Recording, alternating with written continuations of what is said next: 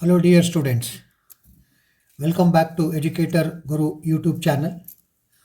Today we are going to discuss the second PUC Business Studies board examination paper, that is model paper which has been given by the board, correct? With questions as well as answer that I am going to get you the explanation, right? Before I proceed, I request those who have not subscribed to our channel, kindly subscribe and share among your friends. Thank you.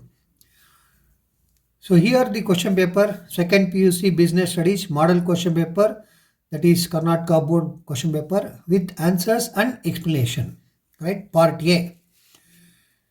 Select the correct option from the given choices.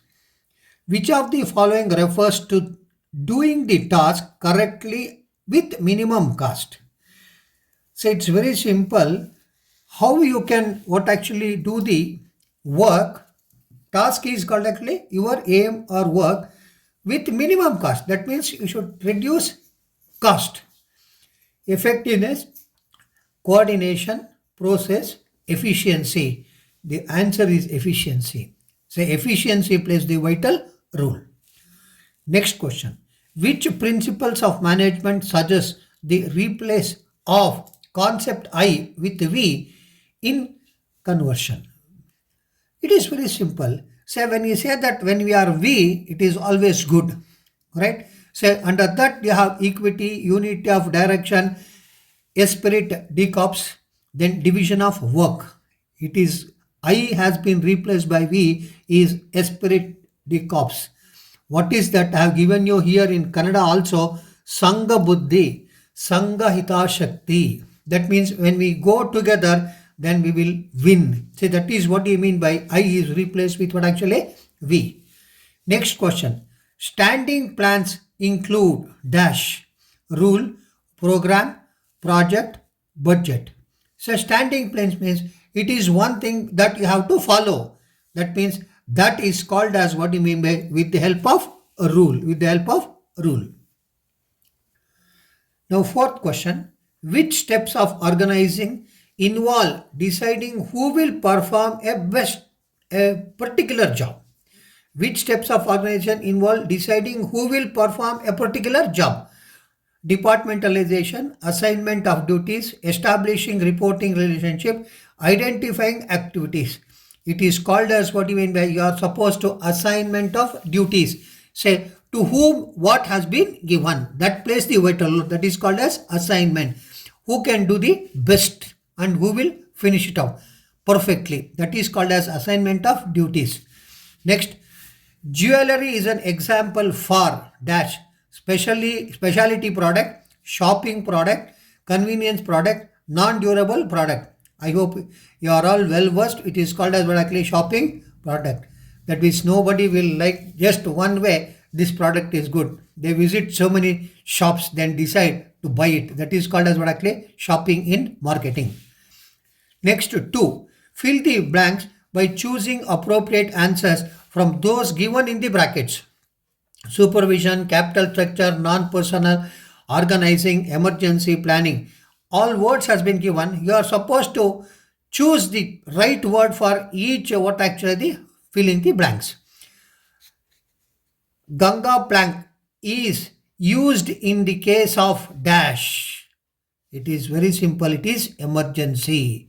That means when emergency is there that we are going to use.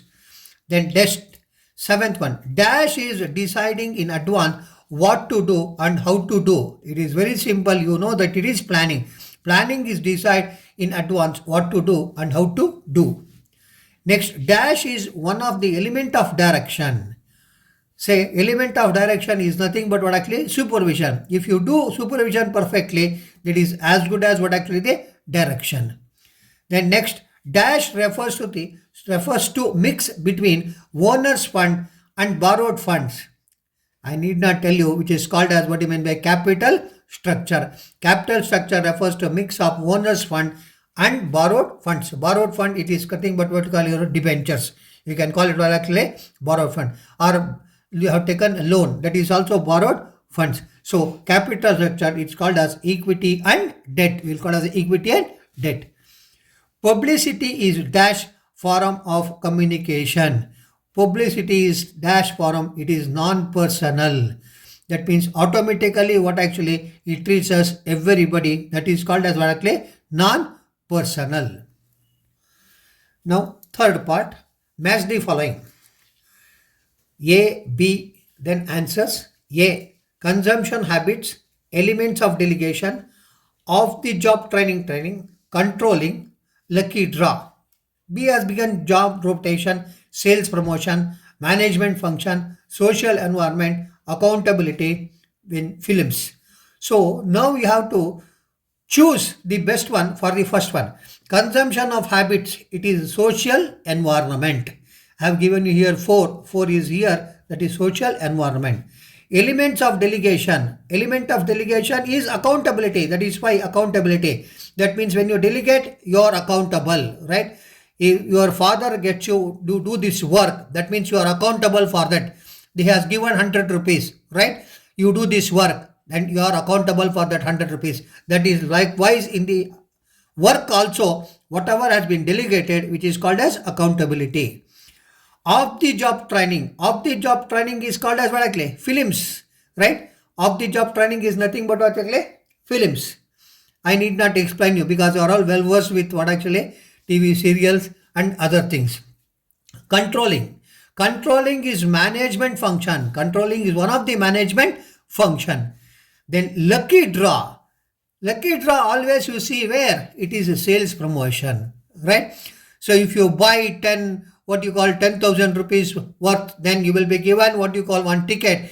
Then you will get 1 lakh. You will get one, what you call Maruti car, one Suzuki, whatever that you are going to, it is nothing but what actually sales promotion. It is lucky draw. Next one, fourth one. Answer the following questions in one word or one sentence. State one social objective of management. Providing employment opportunity. State one social objective management is providing employment opportunity. Next one, state the stages in staffing process. State the first stage in staffing process. Estimating the manpower requirement. Say it is very simple. You have to recruit staff. That means first you should know that how many number of workers that you are in need. That is called as what actually manpower requirement.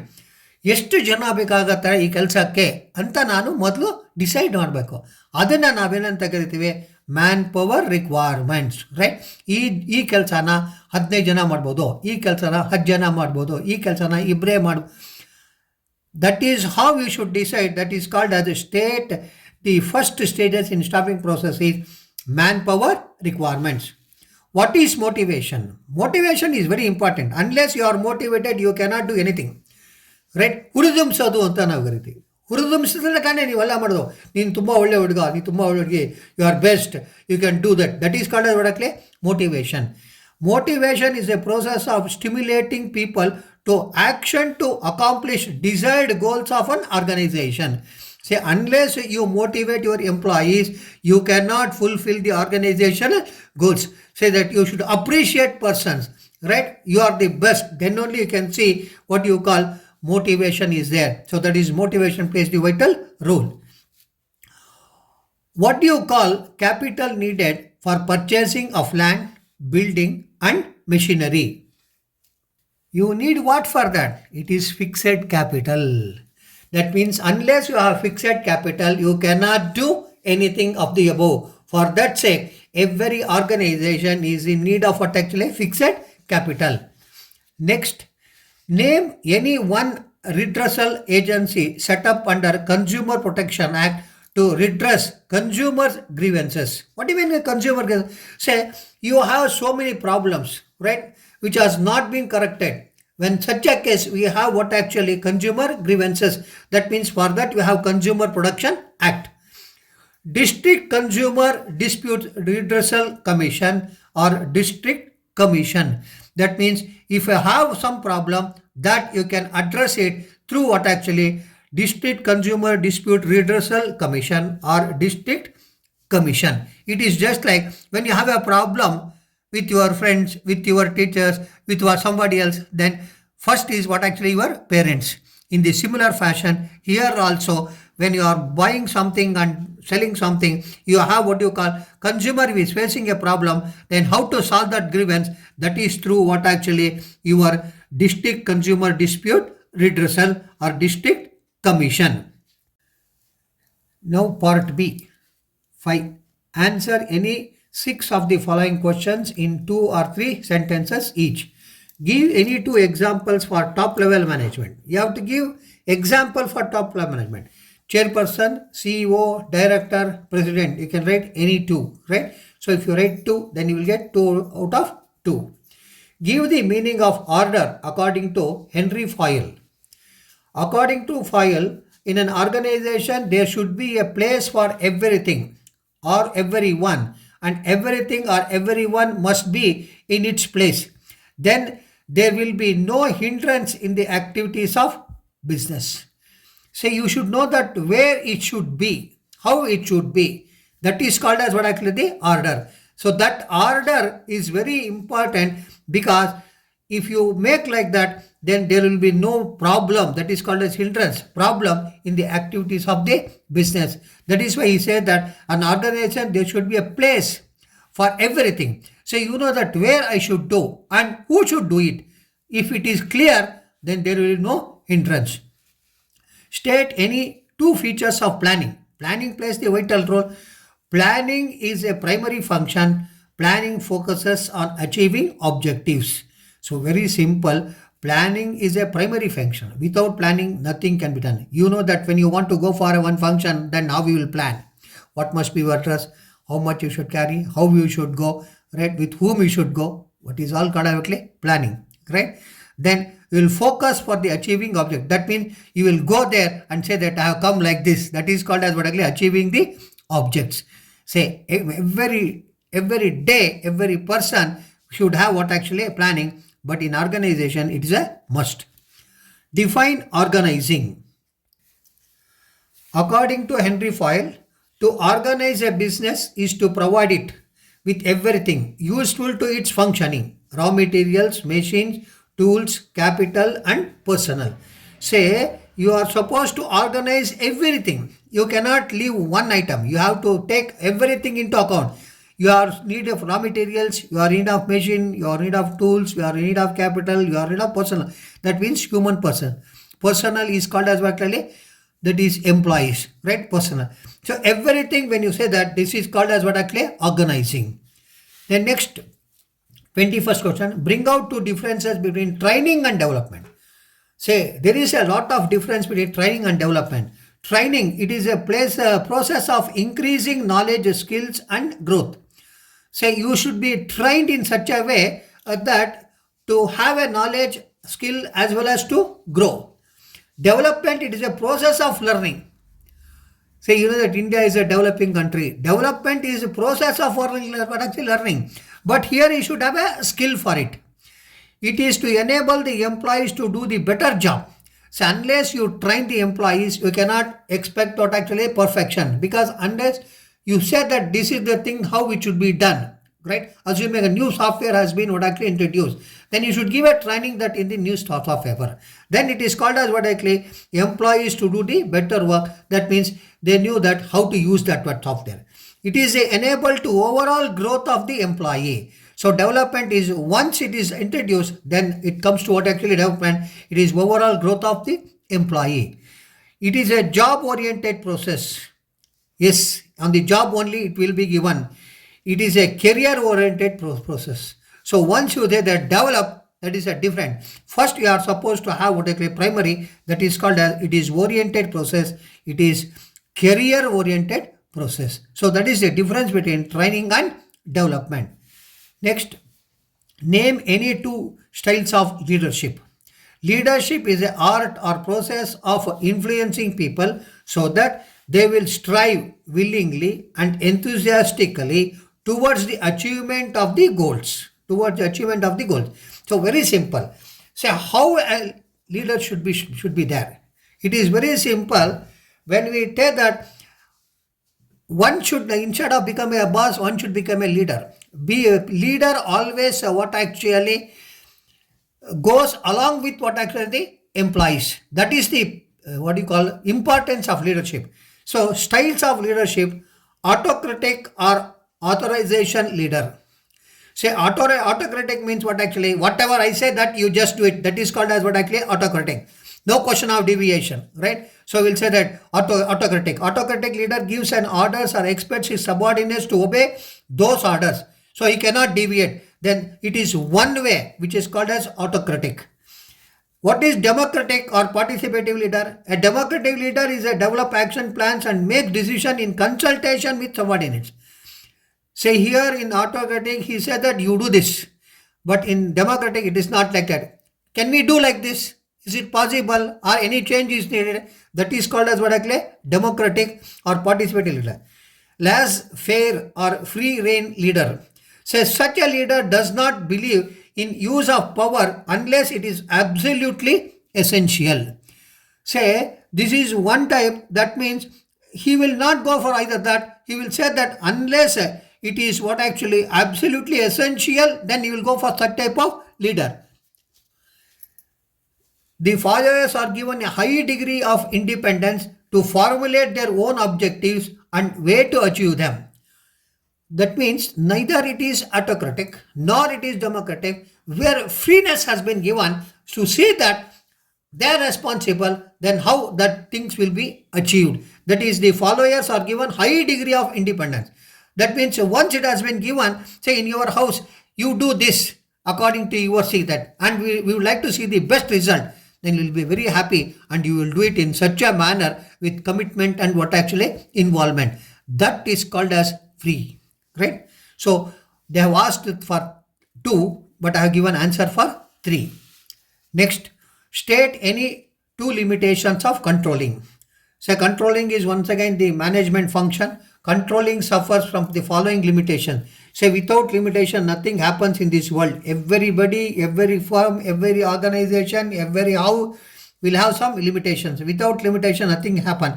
Say under this, what are the limitations under controlling? Difficulty in setting up the quantitative standards. It is very, very simple. Say how I say that this should be like this, right? Say control system loses some its effectiveness when standards cannot be defined quantitative what actually terms. This makes measurement of performance and their comparison with standards a difficult task.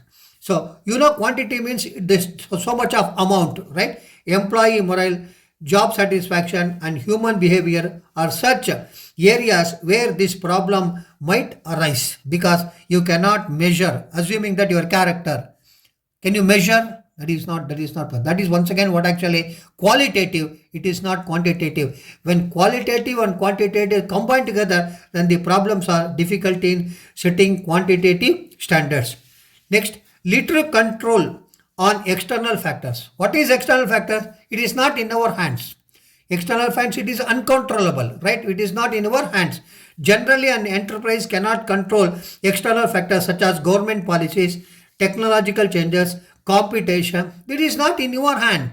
Say that tomorrow morning government changes some policy, or technology changes, or what you call competition increases, then it is not in your hand. Then you must be knowing that how to control it. Correct? That is once again a limitation.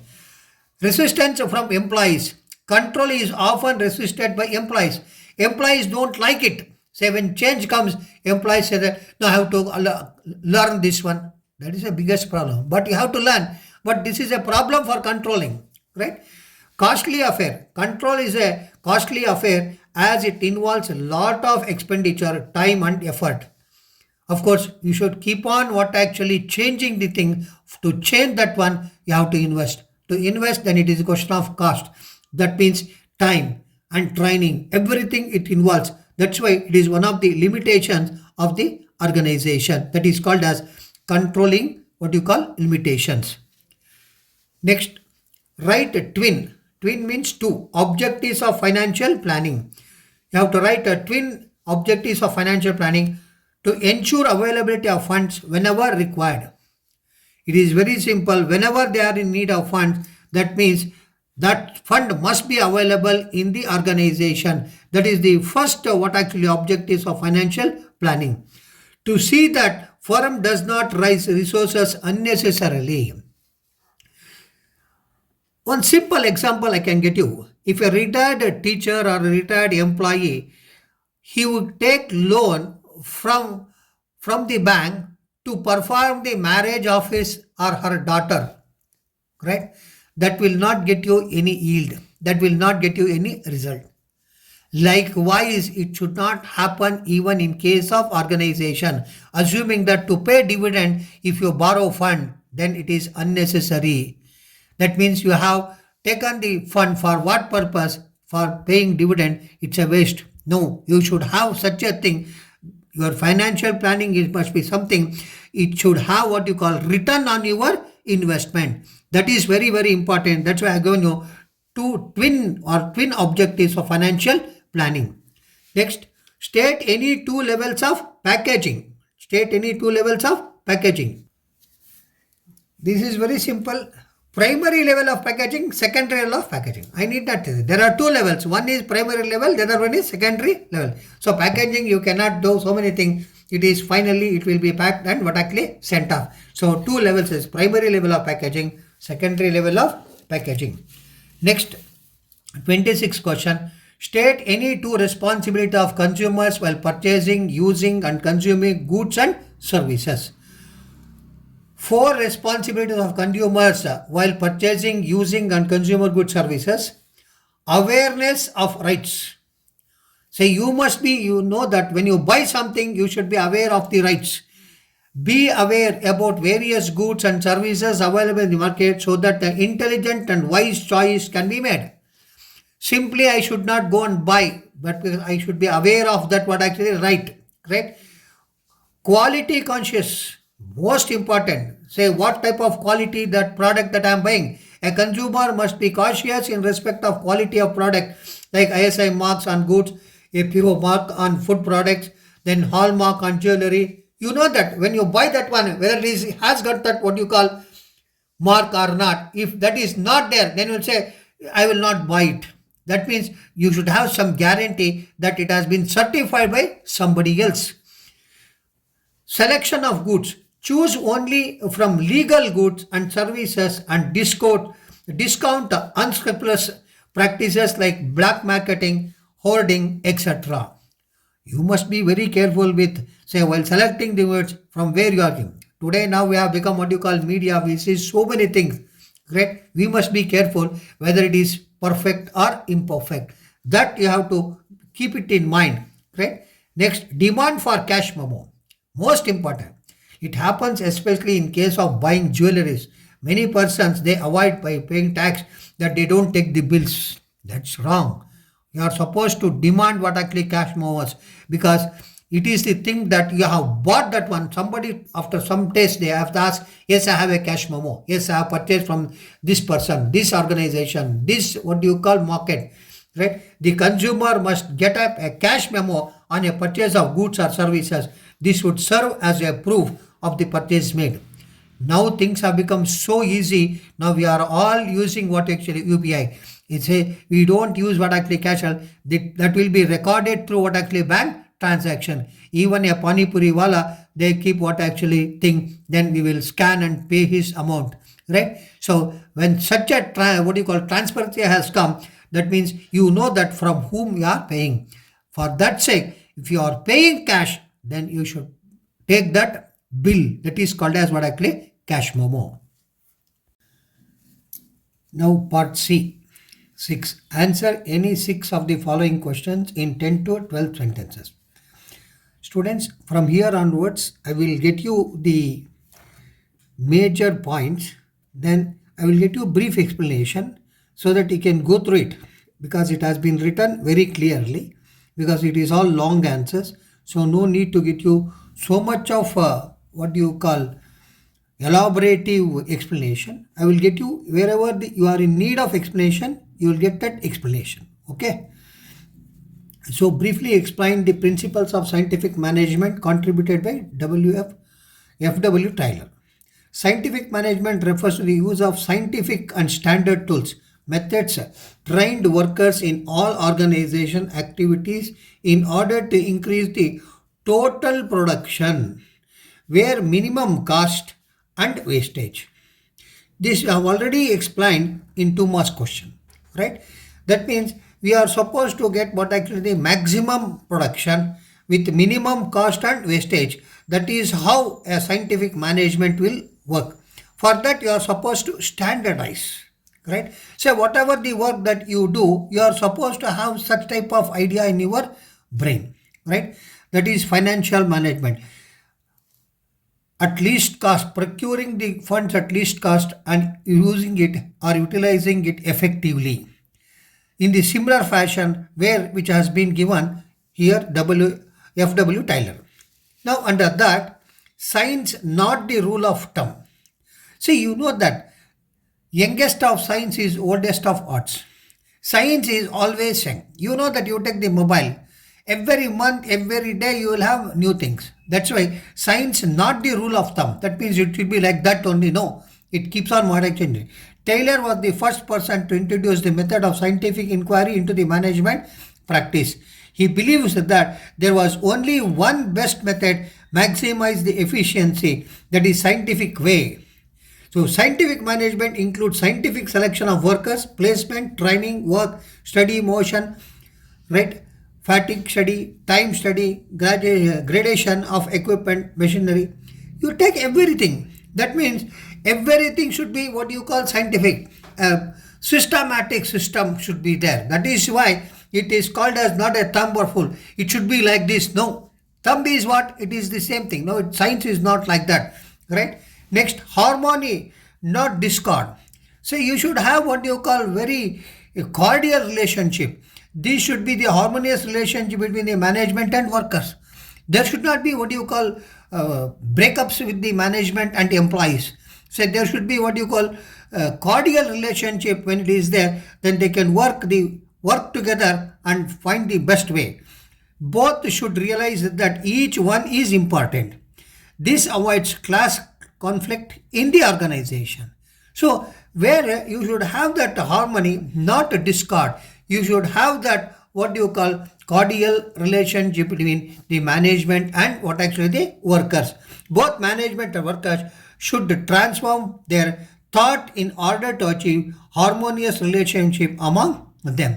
So it is not the question of wasting the time, it is the question of what you call giving the best knowledge from both the sides. Cooperation, not individualism.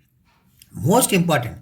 What is cooperation? Say cooperation between the workers. Cooperation between the workers is very important, right? Coordination when it comes, it is between the departments. So cooperation, not individualism. Say I will work, whether he works or not. That should not be the attitude of any what you call the workers. So there should be complete cooperation between the laborers and management instead of individualism. So I will do like this, where I can say if you take a cricket team, it is very simple. If they win the match, it is not because of 1%, it is because of the team effort. In the similar fashion, here also, that if you want to achieve the goal, that should be a what you call cooperation among everybody, right? Competition should be replaced by cooperation. Both should realize that they need each other. To achieve this fact, the management should consult their employees while taking important decision. There should be a two-way communication between management and workers, right? Say you have already studied what you call the double entry system of bookkeeping. For every debit there should be a corresponding credit. Likewise here also, whatever the management says that the laborers should agree, and laborers say that the management should also hear. When you have such a relationship, then it is the question of cooperation, not what actually individualism. Then next, development of each and every person to his or her greatest efficiency and prosperity. Say every individual is good. So when every individual is good, then the importance or prominence should be given to that person. So when you give such a prominence, then definitely industry will go, or the organization will grow along with the persons. Industrial efficiency depends on personal competencies. According to Taylor, efficiency could be achieved from beginning, that is from the time of selection of employees. So what type of employees that you are recruiting, how you are recruiting, and what is his qualification, what is that you are going to expect, and whether he is responding to that level or not. All these things what actually very very important, that is called as development of each and every person, right? Each person must be scientifically selected. Work should be assigned according to his mental and intellectual capacities, right? Proper training should be given to improve his her skill. This will contribute to the greatest efficiency and prosperity for both organization and workers. So when you have all these principles, you can easily say what should be the idea behind it, correct? This is how you have to write the answer for principles of scientific management. So you have 4 points, that is for 6 months. You can easily explain in your own sentence. Now the next question is 28. Briefly explain any 4 features of business environment. So business environment plays the vital role. You know that your surrounding is house. If your surrounding is good, you are good. If surrounding is bad, you are bad. Likewise, business environment plays the vital role. For that, what are the features? Totality of external forces. Business environment is the sum of total all things external to business firms and as such is aggregative in nature. You must be very careful. You should collect everything because business environment is very very important. You will have several things in business, but you must be able to adapt and survive. That is called as external forces.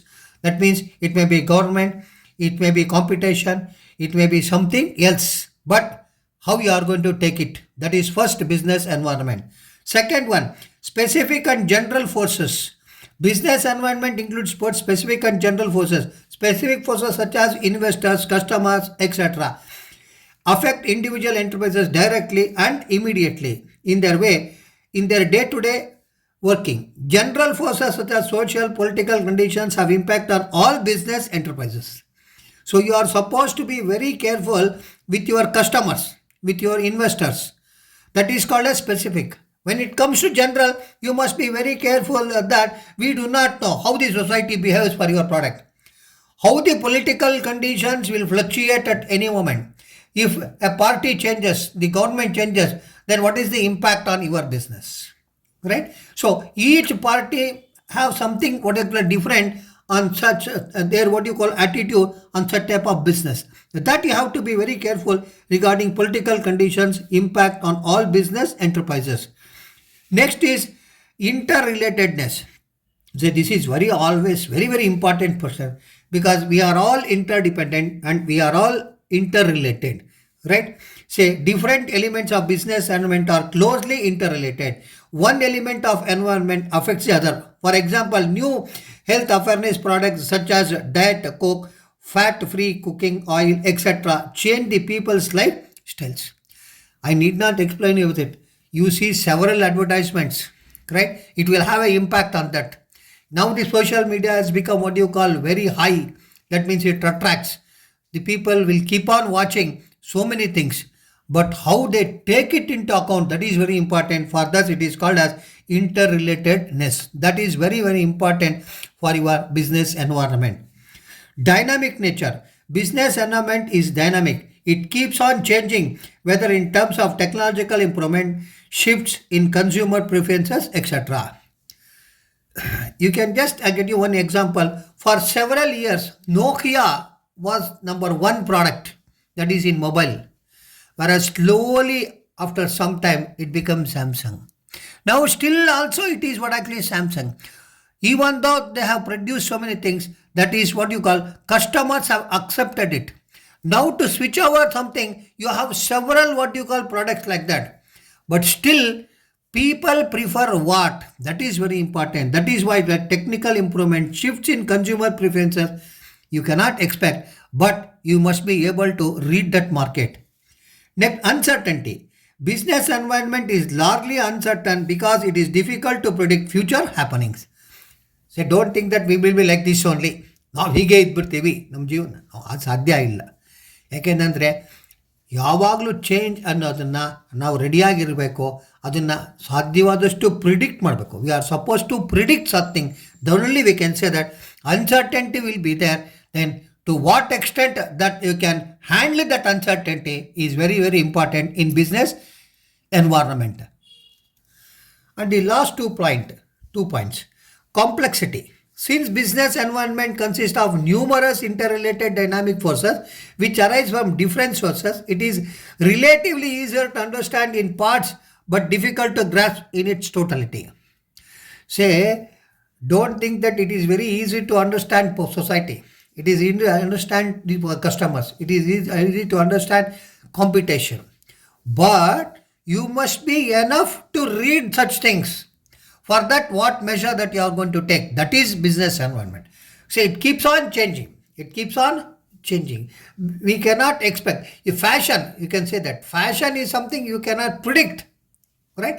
In the similar fashion, business environment, they should predict, that is complexity. Then relativity. Business environment is a relative concept. It differs from country to country and even from region to region. Relativity, that means you can say that what it is there in India, the same thing will be there in some other country. No.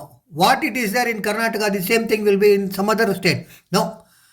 It differs from person to person, from state to state, from region to region, and everything.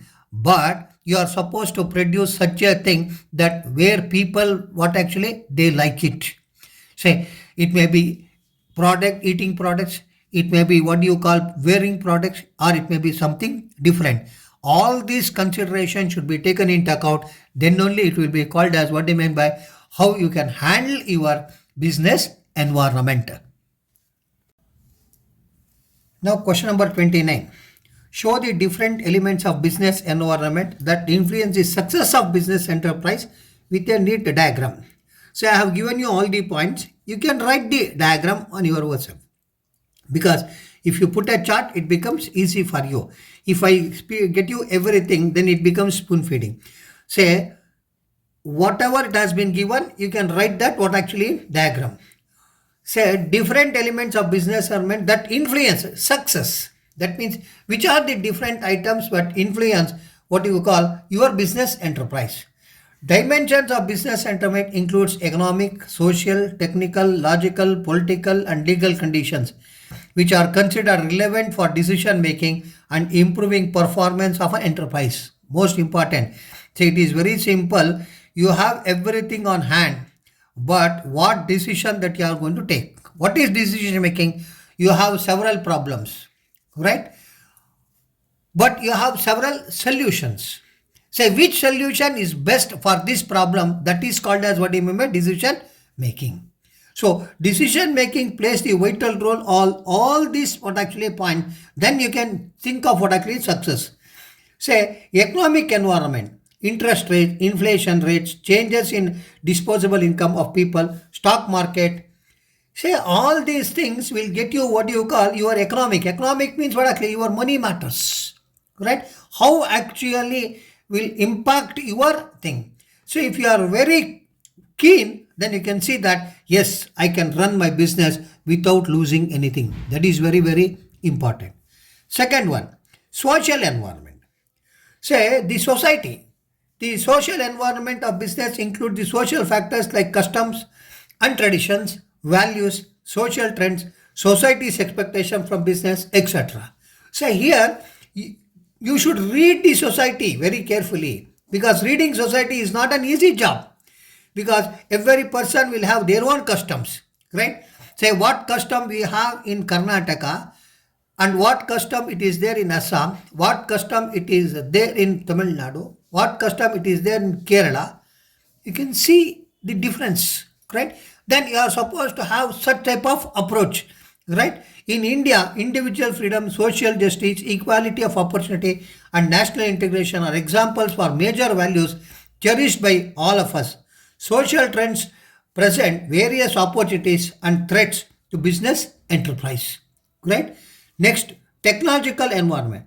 This includes forces relating to scientific improvements and innovations, Say research should be one of the important factors.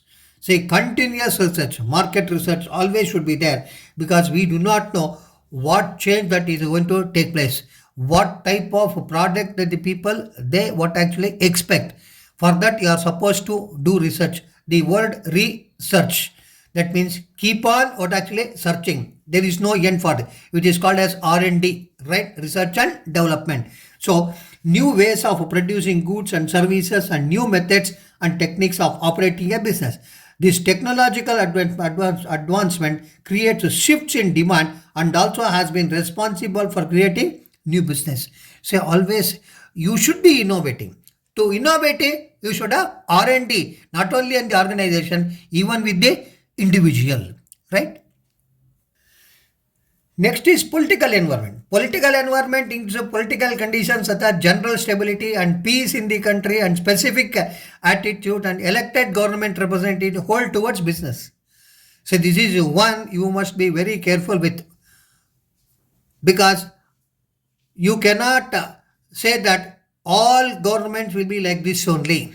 No, it will have their own what you call ideas. So with some government may have what you call for larger scale, some government may have what the smaller scale, some government have medium scale, some government may have what I call medium and large scale. So that preference that you must be able to read. If political stability builds up confidence among business people to invest in the long-term projects and assist in the growth of the economy. So if any change in political, then that environment either it boosts up or it kills. So for that you should be very careful with political environment. Legal environment. Legal environment includes various legislations passed by the government, administrative orders issued by government authorities, court judgments, decision given by various commissions and agencies at every level of the government, center, state or local. An adequate knowledge of rules and regulations framed by the government is a prerequisite for better performance. Say, when you are doing business, you should understand all the rules and regulations of the government, whether it is local, state, or what actually center. Then if you follow that one, then you will be very clear in your what you call ideas and your achievements, right? So these are the types of what you call which leads to what you call success of your business. Now the next 30th question, briefly explain the first 4 steps in planning process. First 4 steps. Setting of objective. Say most important. Unless you have objective, you cannot do anything. Right? Even in your life, you should have objective. What you want to become. We'll call it as you should have a vision. So you say that when you ask a 10th standard student what you want to become, this 10th standard, I want to become doctor, I want to become engineer, I want to become chartered accountant, I want to become something else. Right? So that means objective has been already framed. Likewise, when you are doing a business, yes, planning is setting up objective. The first and foremost step is setting objective. Every organization must have certain objectives. Objectives may set for the entire organization and each department or unit within the organization. Say it is very simple. First you set one organization objective, then say that what is the objective of every department, every person in detail, so that ultimately you reach your major objective, right? Objectives or goals specify that what the organization wants to achieve. It could mean an increase in sales by 20%, which would be objective of entire organization. Say they have given one simple example. Assuming that your objective is you should this year or coming year the sales should be increased by 20%. Then how you should take action for that, right? Say objectives should be stated clearly for all departments, units and employees. Say they give direction to all department units. They need to set their own objectives within the broad framework of the organization philosophy. Say if you frame that one, it should be communicated to everybody. That is very important. Then you should take a feedback from the employees and different departments what they have in their mind, right? Next, developing premises. Say planning is concerned with the future which is uncertain. Therefore, the manager is required to make certain assumptions that about the future. These assumption options are called premises. Assumptions are based on material upon which plans are to be drawn. These may be in the form of forecasts, existing plans, or past information about the policies. Say it is past, present, and future. Say that is called as premises. Say that is very important. If you fail in this, then ultimately the firm will actually fails in its objectives. For that sake, the most second step is what actually developing premises. So after assumptions, the premises or assumptions must be same for all the three, all, and there should be a total agreement on them. Say everybody should agree, right? That is assumption. Next, identify alternative source of action. Say always you should be very careful. If you do not have, say we call it as plan A, plan B. Alternative should be there. Once objectives and set assumptions are made, the next step would be to act upon. There may be many ways to act and achieve objectives. All these alternative courses of action should be identified. Say, if only with one action you cannot go, you should have what actually course of action, alternative action. The course of action may be taken, could be either routine or innovative. If project is important, then more alternatives should be generated and thoroughly discussed among all the members of the organization. I told you communication plays the vital role. Everybody should be informed about that. Next, evaluating alternative courses. It is not the question of say that plan A, plan B. What is the effect of plan A? What is the effect of plan B? That is called as alternative courses. The next step is to weigh pros and cons. That means what is going to happen, right? Pros and cons, the effect of that. Each alternative, the positive and negative aspects of each proposal need to be evaluated in the light of objective to be achieved. Ultimately, it is only thing is whatever you are doing that should be related to your objective. Whether I can achieve that objective or not. Right? Accurate forecast in condition, certainty, uncertainty, then become vital assumptions for these proposals. Alternatives are evaluated in the light of their feasibility and consequences. Say when you say, if I fail in one, then alternative, whether it is feasible, whether I can go for it, and definitely it will get you fruitful result. Yes, you must be sure of such things. That is why evaluating alternative courses. Next, selecting an alternative. This is an important where the best plan has to be adoption and implemented. The ideal plan is most feasible, profitable with least negative consequences. Sometimes a combination plans may be selected instead of one best course. The manager will have to apply permutation and combinations and select the best possible course of action. Say you must be very careful. Well, alternative is what it should be. It should be clearly what you call visible to everyone, right? That's why we call it as what do you mean by the ideal plan is the most feasible, profitable, and with least negative. Say in everything you have what you call limit, but you cannot avoid limitation. But that limitation should be very, very less when compared to the other one. That is why selecting an alternative, you must be very careful. Next, implement the plan. Say you are supposed to implement. We plan best, especially as students, we plan. From tomorrow we should start what actually reading. But the question is whether we have executed or not. That is very important. Say we have so many plans that implement the plan. This step is concerned with putting the plan into action, doing what is required. For example, if there is a plan to increase production and more labor, more machinery will be required. The step would be to involve, organize for labor and purchase of machinery. Not simply that we are in need of this. No. What action that you have taken, that is called as implement of plan.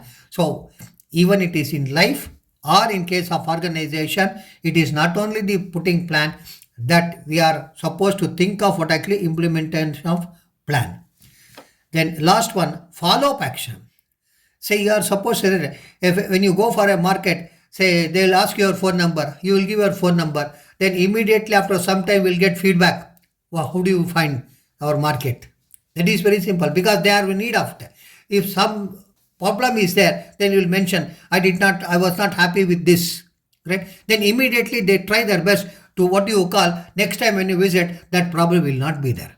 Likewise, follow-up action must be there. This to see whether the plans are being implemented and activities are performed according to the schedule is also a part of planning process.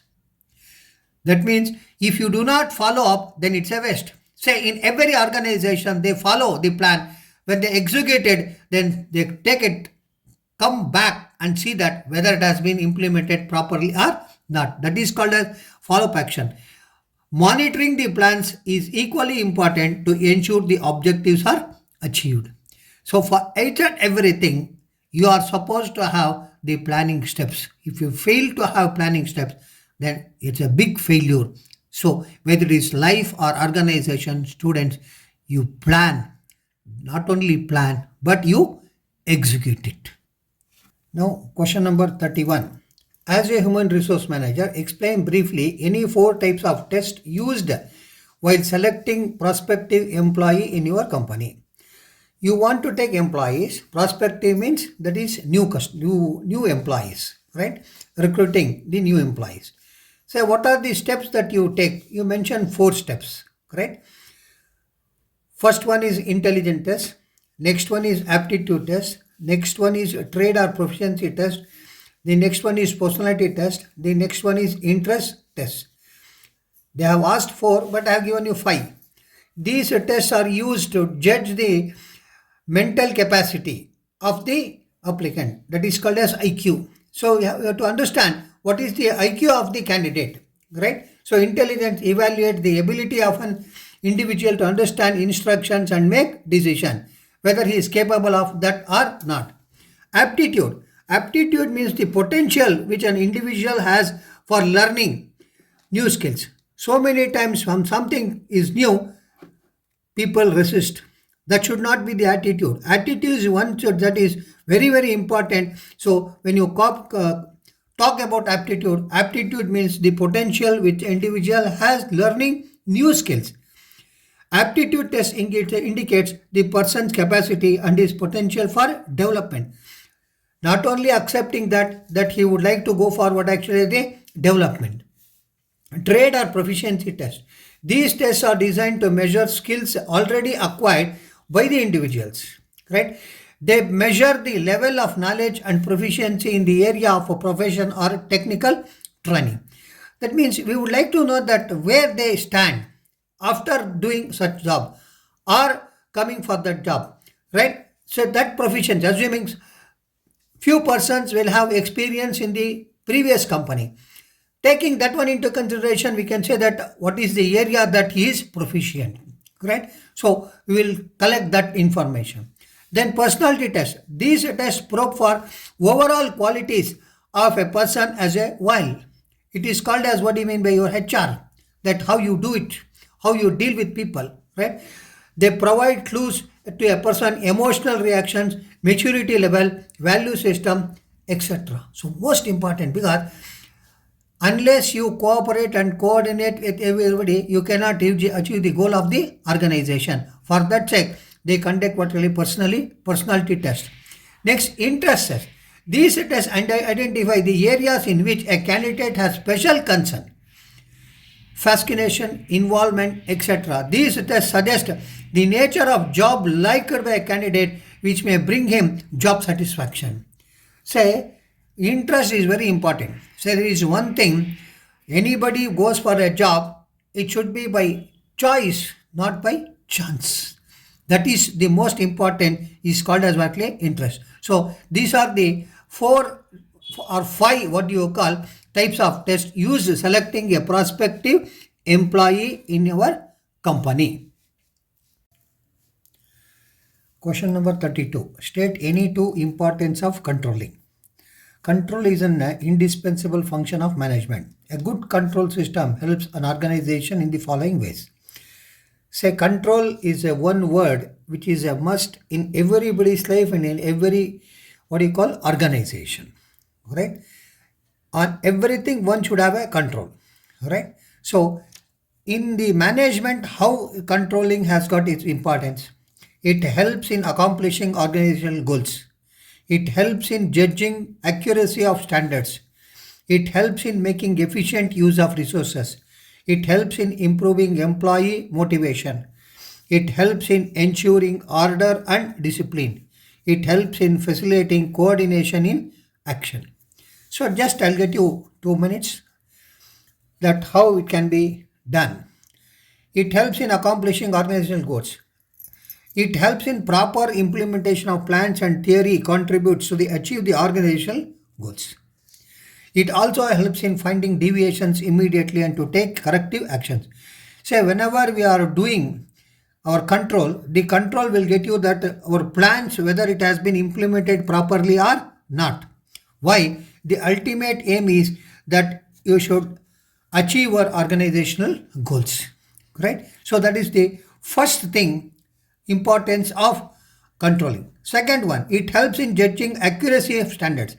A good control system enables management to verify whether the standards set are accurate and objective. Assuming that a standard should be what you call 10, whether it is reached 10 and whether reached its objective. That is very important. For everything, the standard will be there. So when you say the standard, whether we have reached the standard or not, that accuracy will be there or not, that can be done with the help of control.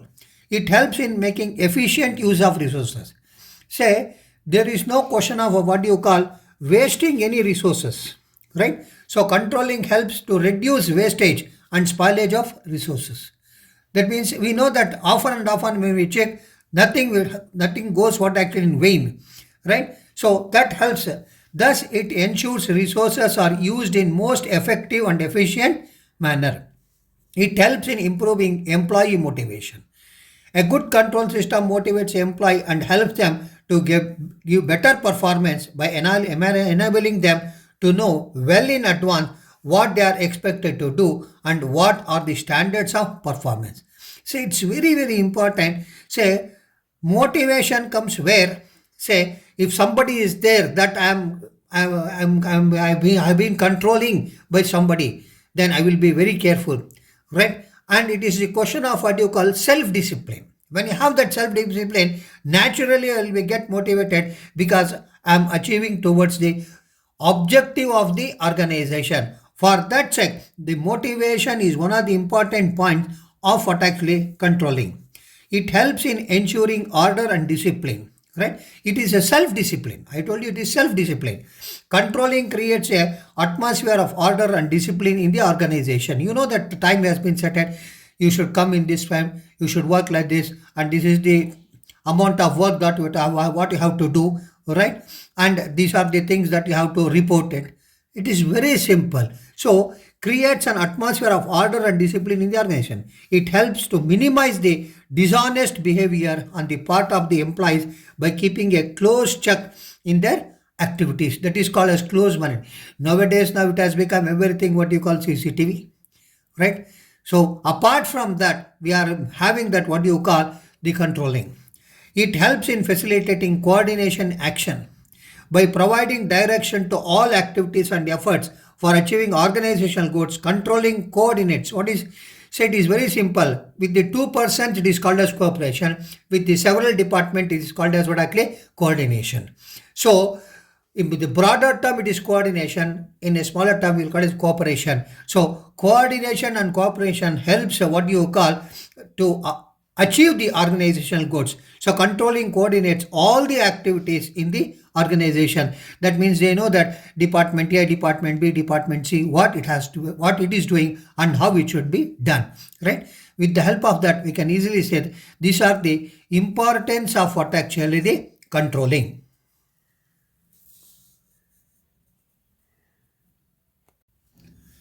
Now, question number 33. Explain any 4 factors affecting dividend decision. You know that dividend is the return that what you are going to get for your investment, right? That means the shareholders will get what actually dividend, that is called as profit for them. Out of the profit that you are going to share, right, after tax, that is dividend. How we are going to take that dividend decision? Dividend decision is related to the profits earned by the company, how much profits are distributed to the shareholders as dividend, and how much is retained in the business. That means you cannot say that you have earned 10 crore, you cannot distribute all 10 crores. Then you have to say that how much should be distributed at profit, how much should be retained, and how much should be put it forward actually the development, right? Amount of earnings, first one, dividend are paid after current and past earnings. Therefore, earnings are a major determinant of the decision about dividend. Stability of earnings. So you should have consistency. The stability is consistency. Other things remaining the constant. A company having stable earnings in a better position to declare higher dividend. So always say stability not only in earning, stability in your studies, stability in your character, stability must be there in all areas. That is very, very important. That is called as consistency. As against this, a company having unstable earnings is likely to make smaller dividend. That means if you are consistently studying and you are stable learner, then definitely you will do better what actually in the examination year by year. That is what is called as stable. Next, stability of dividend. Company generally follow policy of stabilizing dividend per share. The increase in dividend is generally made when there is a confidence that their earning potential has gone up and not just the earnings of the current year. In other words, dividend per share is not altered if the change in earnings is small or seen to be temporary in nature. That means even when you are getting dividend, you should have that what you call stability. So stability plays the vital role in all areas, because I am going to get every year 10%, I'll be very happy. Or I am going to get 8%. Percentage is what actually stable. That all depends on what amount that the company has earned, the profit has earned. Next, growth opportunities. Companies having good growth opportunities retain more money out of their earning so as to finance and required investment. So a good company always say whatever the amount that have earned, they think of what you call how to expand, right? When they want to expand, they are in need of money. Then out of the profit, few amount that they may distribute as dividend, and few amount they may keep it as what actually for growth opportunities, right? So dividend is growth companies is therefore smaller than the non-growth companies. Cash flow position. The payment of dividend involves an outflow of cash. A company may be earning profit but may be short of cash. Very simple. You should understand what is your current account, what is current asset balance, right? That is very important. That means you might have earned what you call 10 crore, right? You want to distribute 5 crore as what a dividend, but you have so much of cash in your company. That is very important. Assuming you have only 1.5 crores, but you would like to distribute 5 crore, then what about 3.5 crores? That means where you are lacking. For that you cannot bring cash, right? You cannot take loan. You cannot raise what actually the shares. That is impossible. That shows the ineffectiveness of actually organization. For that sake, always one should think of cash flow position. That means you must be able to pay the dividend in cash. For that you are not supposed to borrow what actually funds. Shareholders' preference. While declaring dividend, management must keep in mind the preferences of the shareholders in this regard. Because shareholders will be saying, so company has earned so much of amount, that is profit, that we would like to get what actually our share will be like this. So you should consult what actually shareholders. If the shareholders in general desire that at least a certain amount is paid as dividend, the companies are likely to declare the same. So that will be declared in what we call annual general body meeting. There are always some shareholders who depend upon regular income from their what actually investment. So of course, if somebody say that I am going to get 10,000 rupees this year, so I have planned for that. If I don't get it, then it's a problem for that person. For that sake, so you are supposed to keep the shareholders' preference also for this. These are the important factors affecting what actually dividend decision. Apart from that, you can take three more vertical concepts: legal constraints, contractual constraints, then access to capital market. Even you can consider this one also will affect what actually your dividend decision.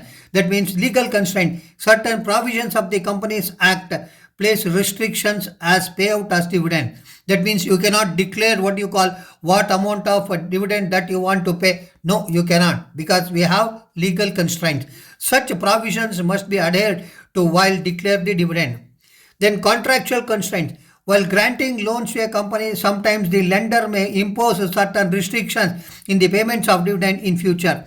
The companies are required to ensure that the dividend does not violate the terms of loan agreement in this regard.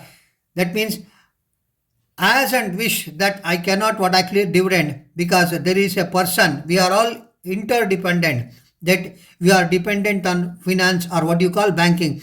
For that sake, we must be very careful, that is contractual constraint. Then access to capital market. So it's very important, you know, that the stock market, right? So large and reputed companies generally have easy access to capital market and therefore may depend less on retained earnings to finance their growth. These companies tend to pay higher dividend than the smaller companies which have relatively low access to the market.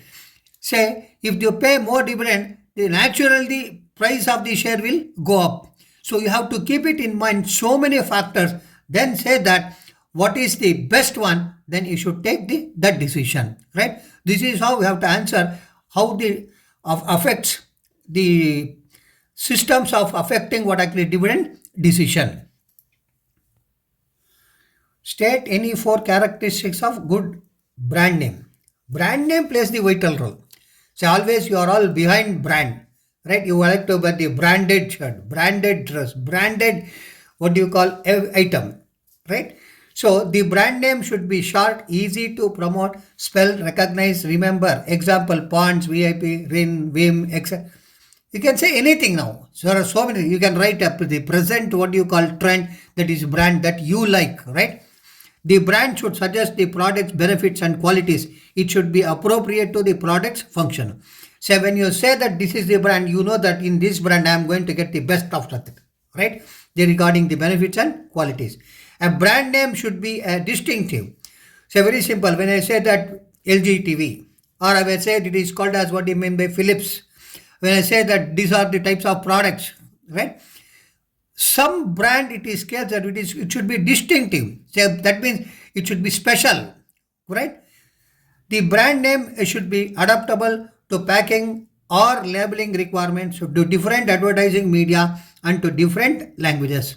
You know that. Say whenever we are in Karnataka, we may say that what you call our language that we may use. But when you go to other states, yes, nowadays we can see such things happen. If you take the example of what you call in the sports channel is getting what you call the commentary in so many languages, Kannada, Tamil, Telugu, English, so many things are there. That means it say that this Star Sports is going to get that one. That is called as particular brand. So they prefer that how it should be. The brand name should be adaptable by packing, labeling requirement of different advertising media and different languages. So likewise in the packing also, you will put that what actually different what actually the languages and media. The brand name should be sufficiently versatile to accommodate new products which added to the product line. Most important, you must be able to adopt such thing, especially for new product. You add that what actually the brand name. That means your brand should stand what actually the top. In such a way, you should work out. It should be capable of being registered and protected legally. Most important, nobody should what actually take your what you call brand name. So that you should keep it out actually in mind. That is called as it should be registered and protected legally. Chosen name should have a staying power. It should not get out of date. If you put some name, brand name, it should keep in the minds of the customers forever. Then you should select such a brand name.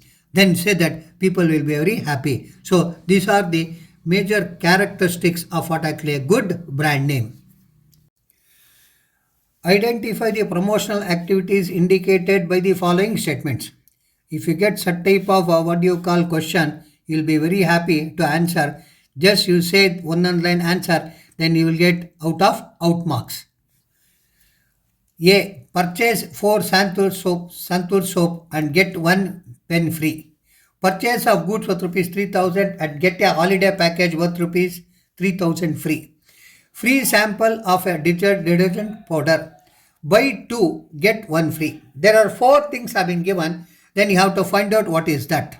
Right? Very simple. Purchase 4 Santur soap and get 1 free. It is product combination.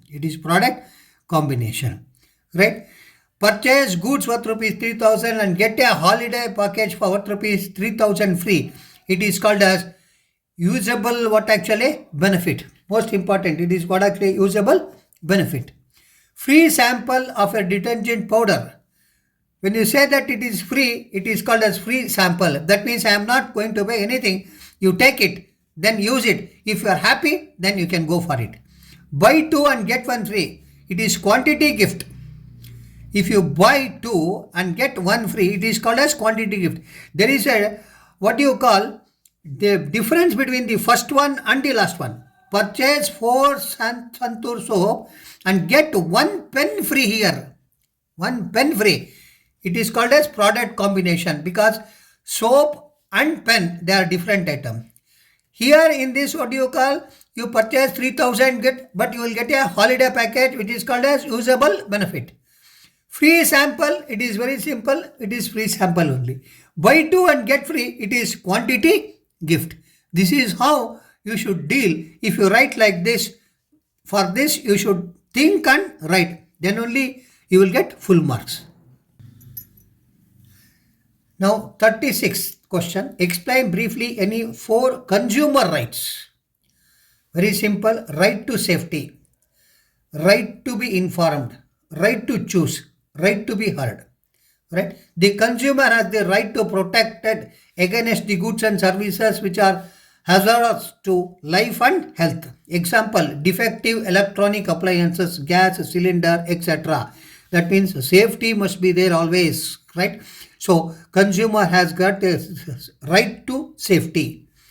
Right to be informed. The consumer has a right to have a complete information about product he intends to buy, including its ingredients, date of manufacturing, expiry date, price, quality, quantity, directions for use, etc.